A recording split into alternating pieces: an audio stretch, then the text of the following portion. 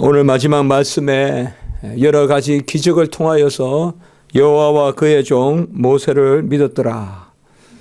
물론 하나님을 믿고 하나님을 순종하면서 이제 애굽에서 나와 하나님이 지시하시는 대로 구름 기둥과 불 기둥을 쫓아가는 그런 이스라엘 백성들의 행로지만은 하나님은 모세를 지도자로 세워서 일을 하는 모습을 오늘 우리가 볼 수가 있습니다. 여호와께서 모세에게 말씀하여 이르시되, 이것은 계속해서 나오는 1절마다 나오는 그런 말씀임을 우리가 이미 살펴보았습니다. 홍해를 가르시는 큰 일을 하실 때도 오늘 1절에 보면 여호와께서 모세에게 말씀하여 이르시되 이렇게 시작하고 있는 것을 볼 수가 있습니다. 하나님이 그의 종, 그의 일꾼을 사용하셔서 하나님의 일을 이루시는 것을 우리에게 말씀해 줍니다. 우리가 살아갈 때 큰 어려움이 좋은 기회가 되는 경우가 많이 있습니다. 길이 평평하면 걷는 데는 좋지만은 그러나 그 길에는 아무 작물을 뿌릴 수가 없습니다. 무너지는 듯 하지만은 완전히 무너져야 그 터 위에 새로운 것을 지을 수가 있습니다. 썩은 것은 악취가 풍기고 일순간 우리에게 아주 버려진 땅같이 느껴질지 몰라도 그런 곳에서 생명이 깊은 뿌리를 받고 살아나는 것을 볼 수가 있습니다. 이스라엘 백성이 애굽에서 나와서 탄탄대로를 걷고 바로 가나안으로 들어가고 이제는 복된 삶만 예비됐다, 그런 것이 아니라는 것입니다. 출애굽이라고 우리가 출애굽기 이렇게 출애굽에 대한 말씀을 전하지만 출애굽은 출애굽이 아니라 입가나안, 바로 출애굽에서 입가나안, 가나안으로 들어가는 그 여로의 40년간의 광야 생활을 다루고 있는 것이 바로 출애굽이라는 것입니다. 하나님은 가나안에 들어가야 할 백성을 40년 광야 생활 동안 준비시키는데 이것이 바로 출애굽의 주제라는 것을 아셔야 됩니다. 출애굽기의 주제, 오늘 말씀을 통하여서도 애굽을 물리쳤다, 애굽을 하나님이 무찔렀다, 그런 관점으로만 말씀을 보면 안 되겠습니다.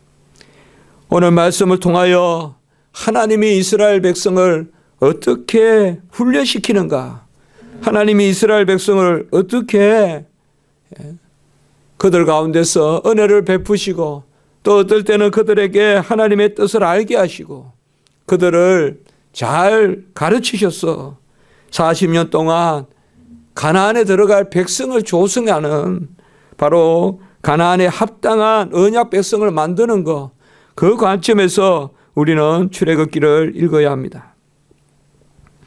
하나님은 오늘 모세에게 경로를 지정해 주십니다. 여호와께서 모세에게 말씀하시되 2절에 보면 돌이켜서 바다 앞에 장막을 치라, 이렇게 말하고 있습니다. 이 돌이켜서라는 말은 지름길로 가는 것이 아니라 다시 홍해 쪽으로 내려와서 홍해를 건너가라고 지금 말하는 것입니다. 홍해 쪽에 장막을 치라는 것입니다. 우리가 지도상으로 보면 바로 애굽에서 나와서 바로 해변길이라는 것을 걸어서 쭉 올라가면 금방 갈릴리로, 또 남반길로 가면 또 블레셋 길로 해서 다 들어갈 수가 있습니다. 소래골짜기나 이런 거 나중에 우리가 보면 나오지만 삼손 이야기도 나오고 하지만 다 그렇게 지름길로 들어갈 길이 있습니다. 그러나 하나님의 길은 그것이 아닙니다. 그들을 돌이켜서 바다 앞에 세우시는데 이거는 이중적 장애입니다. 홍해가 장애가 되어 있고 홍해를 건너봤자 바로 광야가 나옵니다. 지금 하나님은 그 앞에 이스라엘 백성을 세워놓고 있습니다. 홍해를 건너서 홍해를 건너기만 하면 이제 막 초지가 펼쳐지고 지름길이 있고 말이 달리는 그러한 땅이 있는 것이 아니라 홍해를 건너봤자 홍해 건너에는 광야가 있는, 어떻게 보면 이것은 아주 현극의 길이요, 더 악화되는 그런 길입니다. 한쪽을 좋게 하려고 잠시 어려운 길을 택하게 하시는 게 아니라 아예 하나님이 작정하고 홍해도 강야도 앞에 두고 이스라엘을 진치게 하는 그 모습을 오늘 2절에서 볼 수가 있습니다. 이스라엘 백성은 담대하게 나갔습니다. 8절의 말씀에 보면 그들이 담대하게 이스라엘을 빠져나왔습니다. 애굽을 빠져나왔습니다. 그러한 마음을 하나님이 그들에게 주셨습니다. 그리고 이스라엘 백성이 나올 때는 하나님이 여건을 조성하셔서 바로도 그들을 제발 나가달라고 내쫓듯이 해서 내보냈다는 것을 우리가 지난주에 보았습니다. 그러나 곧 하나님은 바로의 마음을 변하게 하십니다. 오늘 5절에 보면 변하게 하십니다. 그래야 다시금 바로의 마음을 완악하게 만드는 것을 볼 수가 있습니다. 바로의 마음을 완악하게 했다라는 것이 오늘 몇 차례 나오고 있습니다. 그래서 바로가 다시 머리를 털고 생각해 보니까 내가 어찌 200만 명이나 되는 종들을 하루아침에 다 내보내냐 이 말이에요. 종은 재산인데, 노예는 재산인데 말이에요. 그래서 안 되겠다, 다시 그들을 다 붙잡으러 와야 되겠다라고 생각해서 기병과 7절에 보면 선발대 600대, 선발 병거 600대와, 이거는 엄청 정해야 될 선발 병거 600대와, 그리고 병거와 마병과 모든 지휘관들을 다 거느리고 이제 이스라엘 백성을 쫓아가서 그들을 잡아 오려고 하는 것을 볼 수가 있습니다. 한번 생각해 보세요. 이스라엘 백성이 무슨 병기를 들고 있는 사람들도 아니고 정예 장정들만 200만인 것도 아니고 가족도 같이 있고, 전쟁할 때 가족이 같이 있으면 어떻게 전쟁하겠습니까? 가축도 있고 오화치졸에 불과한데 어떻게 이렇게 바로는 전체 군사를 다 이끌고 지휘관들을 끌고 나올까요? 이것을 우리가 한번 생각해 볼 필요가 있어요. 이것은 여호와가 두려운 거예요. 바로는 여호와가 두려운 거예요. 이스라엘 백성하고 지금 전쟁하는 것이 아니라 오늘 말씀에서 14절에도 보면 여호와께서 너희를 위하여 싸우시리니, 그리고 25절에 보면 여호와가 그들을 위하여 싸워 애굽 사람들을 치는도다. 광야의 생활은 전쟁으로 표현되고 이 전쟁은 바로 하나님이 하시는 거룩한 전쟁이라는 것을 말씀해 주고 있습니다. 이스라엘의 병사 한 몇천만 풀어도, 애굽의 병사 몇천만 풀어도 이스라엘 사람들 다 잡아들일 수 있을 것입니다. 그러나 병거와 마병과 다 준비된 그러한 기병과 그렇게 해서 지휘관들을 다 그들을 쫓게 하는 것은 바로 하나님의 큰 뜻이 있는 것입니다. 역사적으로는 그들을 다 제거해 버려서 다시금 이스라엘 백성에게 장애가 되지 않게 하시려고 제거해 버리려고 하는, 다시금 애굽 사람을 보지 않게 하겠다 오늘 말씀하지 않았습니까? 계속 애굽이 쫓아와서 괴롭힐 것을 사전에 다 차단시켜 주려고, 싹 그냥 다 없애버리려고 하나님이 준비하시는 것이요. 또 실제로 하나님의 큰 뜻은 오늘 4절에 보면 내가 그와 그의 온 군대로 말미암아 영광을 얻어, 바로 애굽 군대로 말미암아 하나님이 영광을 받고 애굽 사람들이 내가 여호와인 줄 알게 하리라, 이렇게 하나님이 말씀하고 있습니다. 이것은 17절에도 나오는 말씀이요, 이미 우리가 10가지 재앙을 할 때도 이것은 계속해서 나왔던 말씀입니다. 바로 그들이 나를 인정하고 내가 그들을 통하여서라도 영광을 받겠다. 이것이 바로 하나님의 뜻인 것입니다. 하나님은 마음을 움직입니다. 적들의 마음도 움직이고 하나님의 백성의 마음도 움직입니다. 하나님의 백성들의 마음은 처음에는 담대함을 주었어요. 담대함을 주었는데 이 이스라엘 백성들의 마음이 금방 또 돌이킨 겁니다. 오늘 10절의 말씀에 보면 이제 애굽의 병사들이 막 말바꾼 소리를 가지고 그들 뒤에 바짝 붙으니까 그들이 심히 두려워하여 여호와께 부르짖고, 이렇게만 하면 좋았을 텐데 11절과 12절에 보면 불평하는 모습을 볼 수가 있습니다. 우리가 죽을 데가 없어서 매장지로 삼으려고 이곳으로 끌고 나왔느냐. 애굽에 종살이 하는 것이 광야에서 죽는 것보다 낫다라고 아주 막말을 하면서 모세에게 대드는 것을 볼 수가 있습니다. 심한 두려움이 임하니까 하나님 앞에 부르짖는데 불평이 따라오는 것을 볼 수가 있습니다. 이것은 어떻게 보면 이스라엘 백성의 반복적인 패턴이요. 이것은 이스라엘 백성들이 앞으로도 믿음이 약화되고 우상을 섬기고 이럴 때는 특별히 사사기에서 보면 알다시피 부르짖고 불평하고 부르짖고 불평하고 이것을 우리가 볼 수가 있습니다. 심한 두려움이 있을 때 우리에게는 이 두 가지가 항상 상존한다는 것을 알 수가 있습니다. 부르짖음도 있지만 불평이 우리 안에 함께 도사리고 있다는 것입니다. 아주 하나님 앞에 내어놓는다고 기도하지만은 또 불평하는 모습을 볼 수가 있습니다. 이걸 우리가 부인할 수가 없습니다. 여호와의 면전에서는 손을 벌리고 나를 부인하고 하나님이 다 하신다면서 나서지만은, 그러나 다 기도 처소를 벗어나거나 또 무슨 일을 놓고 생각하거나 계획하거나 노트에 무슨 끌적거려 보거나 이럴 때는 또 마음이 약해지고 또 누구하고 의논이라도 할 때쯤 되면 또 여전한 불평이 있고 언제 기도했냐, 언제 부르짖었냐는 둥 그냥 불평에 빠지는 모습을 우리가 볼 수가 있습니다. 이러한 백성을 뜯어 고치는데 40년이 걸렸다는 것입니다. 이러한 백성을 뜯어 고치는데 40년이 걸린 거예요. 그게 40년 광야 생활이에요.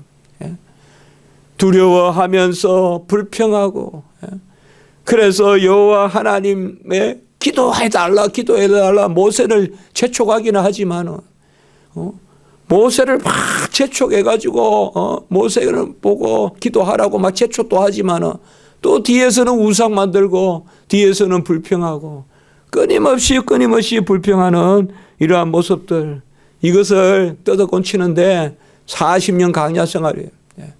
출애굽기의 관점은 하나님이 큰 일을 이루셨다는 그것 자체라기보다는 하나님이 이제 언약 백성을 어떻게 준비시켜 가느냐, 그것이 중요하다는 것을 우리가 알 수가 있습니다. 이러한 이스라엘 백성에 대해서 모세는 참고 또 참는 모습을 볼 수가 있습니다. 모세는 우리가 혈기가 많다고도 생각하고 하지만 모세는 100가지 10,000가지 참고 한 가지 인간의 연약함을 보였을 뿐입니다. 모세는 대단한 지도자입니다. 대단한 지도자입니다. 누가 모세에게 불평을 했고, 누가 모세가 혈기를 가지고 지팡이로 바위를 쳐서 그렇게 해서 가나안에 못 들어갔으니 모세는 혈기다. 그것은 정말 우리가 우리 자신을 생각해 보면 사람이, 그런 혈기가 없는 사람이 어디 있겠습니까? 물론 그런 혈기를 부려서는 안 되지만 모세를 마치 그냥 혈기에 찬 지도자같이 아닙니다. 모세는 온유하기가 지상에 어떤 사람보다 뛰어나다고 분명히 성경은 말하고 있고, 모세는 하나님과 기도하고 여호와를 대면해서 보고, 그리고 오늘 말씀도 보세요. 백성을 원망하지 않아요. 모세는. 이게 지도자의 모습입니다. 백성에게 이르되 두려워하지 말고 가만히 서서 여호와께서 행하시는 일을 보라라고 이렇게 말씀하고 있습니다. 일단 이스라엘 백성의 두려움을 물리칩니다. 너희들이 지금 가지고 있는 두려움은 하나님 앞에서 합당한 두려움이 아니라 그런 것은 바로 하나님의 경외가 아니라 하나님을 경외하는 두려움이 아니라 쓸데없는 두려움이다 이 말이에요. 쓸데없는 두려움. 10가지 기적을 체험하고 하나님이 모든 것을 이루시는 것을 보면서도 여전히 두려워하고 있으니 너희는 두려워하지 말라. 그리고 가만히 서서, 가만히 선다라는 말은 가만히 있다는 말이 아니라 바로 믿음을 이야기합니다. 믿음에는 잠잠함이 따르고 믿음에는 오래 참음이 따르는 것입니다. 가만히 있다 말이에요. 믿음이 없으면 가만히 있지 못합니다. 믿음이 없으면 난리가 나고 믿음이 없으면 시끄럽고 믿음이 없으면 뭐 홍에 발을 넣었다 뺐다 야단 났다 뭐 죽었다 어디서 죽냐 칼에 맞아 죽냐 물에 빠져 죽냐 어차피 죽는 건 죽는 거다 어떻게 죽을래 난리법석을 피울 텐데 가만히 있어라 라고 이렇게 말하고 있습니다. 너희들은 가만히 있어서 우리가 일전에 나누었지만은 믿음에는 필히 파생되는 그러한 믿음에 파생되는 요소들이 있는데 믿음에는 화평이 따르고 믿음에는 사랑이 따르고 그리고 믿음에는 잠잠함이 따르고 믿음에는 오래 참음이 따른다. 제가 그렇게 설교한 적이 있습니다.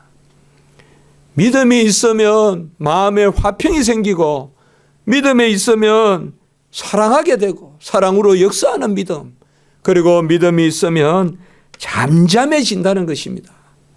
믿음이 있으면 시끄럽지 않고 믿음이 있으면 날뛰지 않고 믿음이 있으면 호들갑 떨지 않고 믿음이 있으면 무슨 난리 난 듯이 그렇게 하지 않고 잠잠해진다는 것입니다. 믿음이 없으면 잠잠해질 수가 없습니다. 믿음이 없으면 무슨 가시만 하나 찔려도 무슨 파상풍으로 죽는 듯이 그냥 쓰러집니다. 사람은 조금만 일이 있어도 난리가 나고 육체적인 고통은 작은 것입니다. 조금만 역적인 어떤 시험이 있으면 난리가 나고 이러한 것들을 우리가 볼 수가 있습니다. 너희는 잠잠하라 라고 이렇게 말하고 있습니다. 가만히 서서 가만히 선다는 것은 무엇을 전제할까요? 여호와께서 행하신다는 것을 전제합니다. 여호와는 행하시지 않고 그저 간념으로 그저 적들을 물리치는 것이 아니라 여호와의 손으로 강한 손과 편팔로 그가 친히 나서서 이스라엘 백성을 다스리는 것을 볼 수 있는 것입니다. 잠잠히 서서 가만히 서서 여호와께서 행하시는 구원을 보라라고 이렇게 말씀하고 있는 것입니다. 우리 교회를 위하여도 많이 기도를 합니다. 하나님이 우리 교회를 향하여 뜻을 이루기를 원합니다. 그러나 조급한 마음도 있고 하나님 앞에서 어찌해야 합니까? 애통하는 마음도 있지만 어쨌든 오늘 말씀과 같이 가만히 있어서 여호와께서 오늘 너희를 위하여 행하시는 구원을 보라. 다시 애굽 사람을 보지 않게 하시겠다. 이게 하나님의 뜻이에요. 하나님의 방식이에요. 이스라엘 백성은 기껏해야 애굽 사람들한테 안 죽고 애굽 사람들을 피하면 되는데 하나님의 생각은 다른 것입니다. 하나님의 계획은 뭐냐? 애굽 사람들을 진멸시키는 것입니다. 이것은 이스라엘 백성은 생각지도 못하는 거예요. 진멸이 어디 있어요? 도망치는 거죠 지금. 도망치는 거예요 이스라엘 백성들은. 그러나 하나님은 도망치는 정도가 아니에요. 하나님. 항상 하나님은 우리에게 무슨 일이 계기가 있을 때 우리가 잠잠히 예배드리고 잠잠히 기도하고 잠잠히 여호와 앞에 엎드리면 하나님은 우리가 생각하는 이상의 일을 이루시는 하나님의 뜻을 이루시는 모습을 볼 수가 있어요. 누가 그때 애국 군대를 진멸할 생각을 했겠어요? 도망갈 생각만 하지. 누가 빨리빨리 도망가서 애국 병사들의 눈을 피할까, 그들의 활을 피할까, 창을 피할까만 생각했는데 하나님의 생각은 아니에요. 하나님의 계획은 바로 아까부터 말씀이 됐듯이 오늘 13절에 또 나오지만 애굽 사람을 영원히 다시 보지 않게 하겠다. 벌써 이스라엘 백성의 앞으로의 길을, 앞으로는 바산 왕도 있고 아모리 왕도 있고 모압도 있고 암몬도 있고 에돔도 있고 쭉 앞으로 적들이 널려 있잖아요. 근데 먼저 애굽부터 쳐내는 거예요. 하나님이. 애굽부터 쳐내는 거예요. 애굽까지 붙여놓으면 이스라엘 백성이 감당할 수가 없기 때문에 애굽을 진멸하시려고 하나님이 생각하시는 것입니다. 여러분, 우리는 그저 하나님 앞에서 기도할 때 제발 나에게 이 달라붙는 이 어려움에서 피하게 해달라고, 환난을 피하게 해달라고 그렇게 소극적인 기도를 하기 쉽지만 하나님은 그런 기도를 받으시면 적극적으로 우리에게 이루어 주시는, 적극적으로 하나님의 일을 행하시는 모습을 볼 수가 있습니다. 이스라엘 백성은 홍해를 건넌 적이 없습니다. 그들은 마른 땅을 걸어서 지나갔은 것입니다. 물을 건넌다고 하지 마른 땅을 어떻게 건넌다고 합니까? 오늘 보면 16절에도 마른 땅이다. 그리고 22절에는 육지로 걸어갔다. 육지로 걸어갔습니다. 바다를 육지로 걸어가고 바다를 마른 땅으로 걸어가는데, 그러면 무슨 그때는 조수간만의 차이가 어떻고 그때는 무슨 지형이 어떻고, 아닙니다. 성경은 분명히 말씀하고 있습니다. 양쪽으로는 물이 기둥과 같이 서 있고 그 땅만 하나님이 마르게 하셔서 하나님이 그곳을 걸어가게 하신 것입니다. 우리는 하나님이 하시는 일은 정말 생각할 수도 없고 헤아릴 수도 없습니다. 어찌 하나님이 이를 이루십니까? 이제 구름기둥 불기둥에 그 여호와의 사자가 앞서 행하면서, 여호와의 사자가 앞서 행하는 이 바로 예수 그리스도십니다. 고린도전서 10장 1절에서 4절에 보면 바로 광야에서 이스라엘 백성을 이끌고 가시는 그분이 예수 그리스도십니다.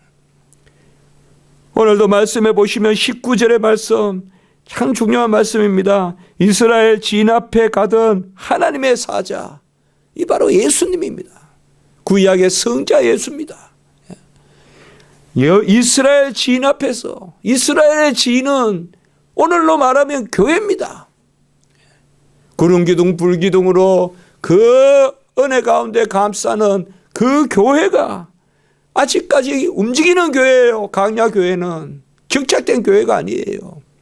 스데반의 설교에 나오지만 강야 교회는 움직이는 교회인데, 그 강야 교회에 하나님의 임재 가운데 강야 교회를 이끌어 가시는 교회의 머리는 바로 여호와의 사자라고 여기 나오는 예수 그리스도십니다.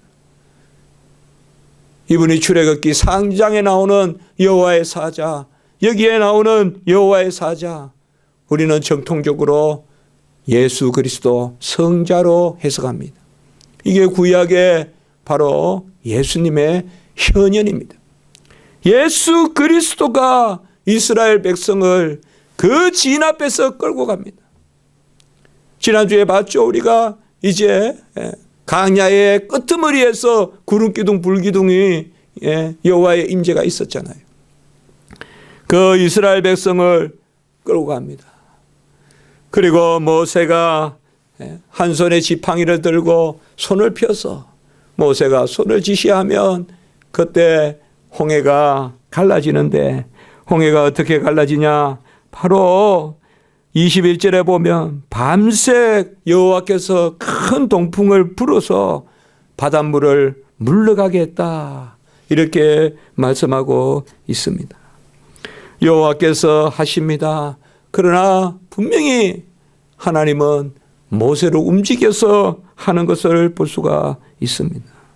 모세가 손을 들면 바로 바닷물이 갈라지고, 그리고 다시 모세가 손으로 내밀면 다시 그 바닷물이 힘을 회복하여 27절에 보면 이스라엘 병거들은 다 끌어들이고 딱 중간에 오니까 이제 모세에게 다시 손을 내밀니까 다시 물이 싹 올라와서 바로 바다의 힘이 회복된지라 이렇게 말씀하고 있습니다. 참 오묘한 것입니다. 하나님은 가장 이스라엘 백성이 그 경각에 위경에 취했을 때 하나님은 가장 연약하고 가장 하루다 죽게 되었으다 이제 멸망밖에 없다라고 할 때 하나님은 극적으로 그들을 구출할 뿐만 아니라 대적들을 몰살시키는 그것을 볼 수가 있습니다. 달리 보면 가장 대적이 극성을 부릴 때 좌절하지 말고 그때가 여호와의 때다. 종기가 익었을 때 잘라내듯이 바로 대적들이 무성할 때 하나님은 그것을 완전히 그냥 뿌리까지 도려내서 그러한 것을 우리가 볼 수가 있습니다. 대적이 연약해서 우리가 쉽게 이기는 것이 아니라 하나님이 강한 대적을 붙여줌으로 오히려 하나님께서 큰 일을 이루시는 것을 우리가 볼 수 있다는 것입니다. 이스라엘 백성은 홍해를 걸어서 걷는 전무후무한 그러한 기적의 은혜를 받았습니다. 사도 바울은 이것을 세례에 비유하고 있는 모습을 아까 말씀드렸던 고린도서 10장에서 볼 수가 있습니다. 그래서 광야의 세례 사건을 홍해 건너는 것으로 광야의 홍해, 광야 교회에서 광야 생활에서 홍해를 건너는 것을 세례에 비유하고, 그리고 만나와 메추라기 반석의 물을 성찬에, 그렇게 구약의 신약으로 말하면 성찬에 해당하는 것으로 그렇게 사도 바울이 보고 있는 모습을 볼 수가 있습니다. 우리 교회는, 우리 하나님의 백성은 여호와의 사자 예수 그리스도께서 친히 이끌어 가십니다. 우리의 삶을 여호와께 맡기고 너희는 잠잠히 서서 가만히 서서 오늘날 여호와께서 행하시는 행사를 보라. 그가 너희를 구원하시리라 라고 이렇게 말씀하고 있습니다. 누가 애굽을 몰살시킬 수 있겠습니까? 아무도 할 수가 없습니다. 오직 여호와 하나님만이 애굽을 일거에 몰살시키고, 30절에 보세요. 여호와께서 이같이 이스라엘을 애굽 사람의 손에서 구원하시매 이스라엘이 바닷가에서 애굽 사람들이 죽어 있는 것을 보았더라. 저는 이 말씀을 보면 바로 원수의 목전에서 상을 베푸시고, 그 말씀이 생각이 나요. 원수의 목전에서 상을 베푸시고, 이때 상이라는 말은 그 밥상이에요. 밥상. 원수의 목전에서 잔치를 벌여준다는 거예요. 우리가 시편에 나오는 있잖아요. 바로 이거 똑같은 거예요 지금. 이스라엘 백성들 앞에 애굽의 그 장군들이 둥둥 떠내려가는 거예요. 그걸 30절에 말씀하고 있습니다. 하나님이 아시면 이렇게 하십니다. 혼비백산에서 도망가서 산에 숨고 광야에 숨고 그중에 한 30%는 죽고 뭐 몇 프로는 살아남고 그런 식으로 하시는 하나님이 하시지 않습니다. 하나님이 하시면 싹둑이 다 잘라내버리고 진멸시켜버리고 또 새로운 길을 가게 하시고, 중요한 것은 애굽이 중요한 것이 아니라 이스라엘 백성이 원수의 목전에서 상을 베푸시는 원수의 맥전에서 만찬을 베풀어 주시는 그러한 은혜를 통하여서 이스라엘 백성이 가만히 있어서 오늘날 여호와께서 행하는 구원을 보라. 이렇게 지금 훈련을 시키고 있는 거예요.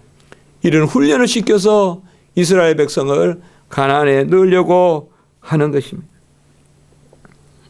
한 가지만 잠깐 보면 오늘 27절에 바다의 힘이 회복되었다.